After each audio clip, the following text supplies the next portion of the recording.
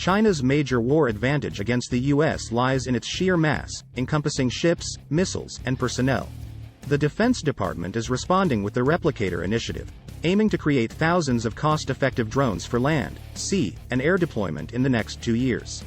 These economical drones, similar to what Ukraine used effectively against Russia, have the advantage of being produced closer to the battlefield, offering cost savings compared to standard military equipment. These drones are resilient, capable of operating even in compromised bandwidth situations, and align with mission command principles, empowering the lowest echelons. In other words, drones have allowed even foot soldiers to quickly deliver precise strikes at the front line.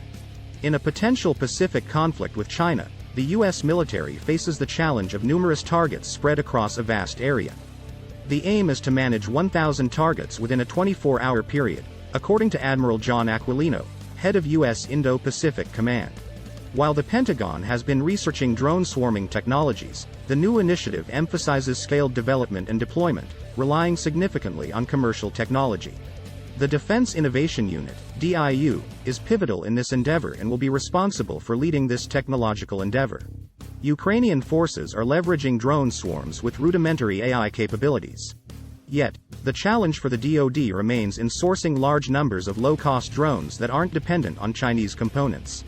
The drones' efficacy and cost efficiency are demonstrated in Ukraine, where vast numbers of FPV pilots operate them continuously, benefiting from easily accessible Chinese-made components.